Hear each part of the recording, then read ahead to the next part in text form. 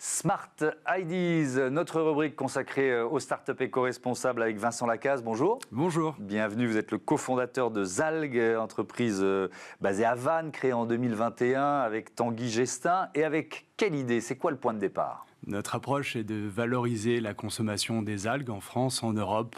Les algues sont une ressource assez incroyable qu'on sait produire localement, mais qui sont pourtant absentes de notre quotidien alimentaire. Ouais, alors c'est étonnant parce que dans l'histoire de l'humanité, on a toujours mangé des algues. Oui, tout à fait. Les algues sont d'ailleurs les premiers êtres vivants à être apparus sur Terre il y a plusieurs milliards d'années. Elles sont consommées de façon quotidienne en Asie, notamment au Japon, en Corée, où il y a une consommation de près de 9 kilos par an par habitant. C'est notre consommation de salade en France. Donc on ne vient pas inventer quelque chose de nouveau. C'est un produit qui est déjà consommé. Qui est très bon. Qui est très bon en goût, c'est l'argument principal, mais qui est effectivement également bon nutritionnellement. Et surtout, c'est l'aliment de culture aujourd'hui le plus durable. Et pour l'instant, les algues qu'on consomme en France, elles viennent d'où? D'Asie, majoritairement? Oui, tout à fait. Aujourd'hui, 95% des algues consommées en France viennent de Chine et de Corée du Sud. Et donc, on propose deux choses.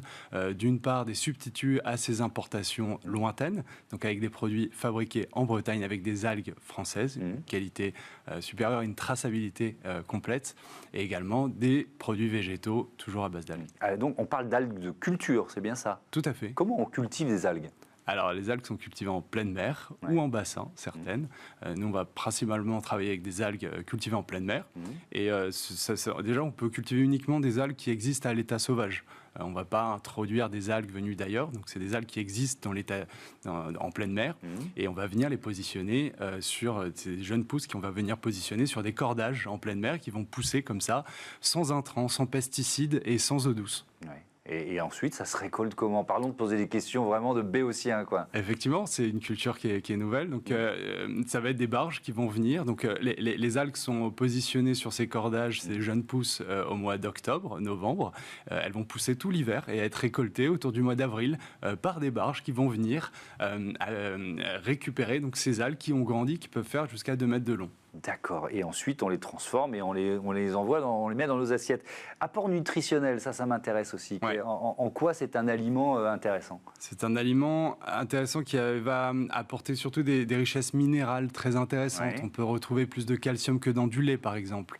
On va retrouver de l'iode, des oligo-éléments également, des fibres, et beaucoup, et un peu de protéines. C'est calorique? Très peu calorique, justement, c'est ça l'intérêt aussi également des algues, et elles vont procurer un sentiment de satiété assez rapidement. Donc c'est un aliment santé avant et un aliment surtout bon, tout simplement. Est-ce qu'il y a des chefs, des grands cuisiniers qui s'en emparent? Alors oui, depuis longtemps, les algues sont rentrées dans la haute gastronomie. Aujourd'hui, nous, notre approche, ça va être de vraiment proposer l'algue auprès du grand public. Le chef Thierry Marx est dans l'aventure à nos côtés. Et donc, il a investi dans l'entreprise? C'était effectivement... C'est un conseiller, Alors les deux, c'était un de nos premiers investisseurs au tout début. Et aujourd'hui, il est actif à nos côtés sur du développement produit, sur de la recherche culinaire.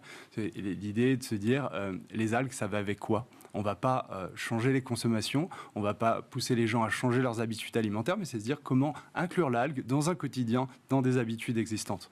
Parce que ce n'est pas une tradition culinaire française. On a expliqué que ça existait depuis très très longtemps, que c'était consommé énormément ailleurs, mais en France, c'est vrai que ce n'est pas dans nos traditions. C'est tout l'enjeu, donner une place à l'algue dans notre quotidien alimentaire, dans notre patrimoine culinaire français. C'est vrai qu'aujourd'hui, dans un bœuf bourguignon, dans les recettes traditionnelles françaises, vous ne retrouverez pas d'algues. Donc on y travaille. Mais quand on regarde avec un peu de recul, aujourd'hui, ce qu'on consomme, la pomme de terre vient d'Amérique du Sud, les tomates qu'on associe à la cuisine du Midi, du Sud, vient également d'Amérique du Sud. Donc aujourd'hui, en fait, beaucoup d'aliments qui sont présents dans notre patrimoine culinaire français viennent d'ailleurs initialement, et c'est ce qu'on souhaite entreprendre avec l'algue, de façon un peu plus courte dans le temps. Il y a un mode de distribution, vous les vendez à des marques, un mot rapide là-dessus? Là-dessus, on est producteurs, transformateurs d'algues et on commercialise nos produits auprès des professionnels de la restauration et on lance toute une gamme de produits en réseau bio notamment chez Biocoop, avec un lancement national sur un ensemble de produits à la fois élaborés au rayon frais et puis de produits secs, d'épicerie sec. Et ben voilà, merci beaucoup d'être venu nous présenter Zalgue. Bon vent à votre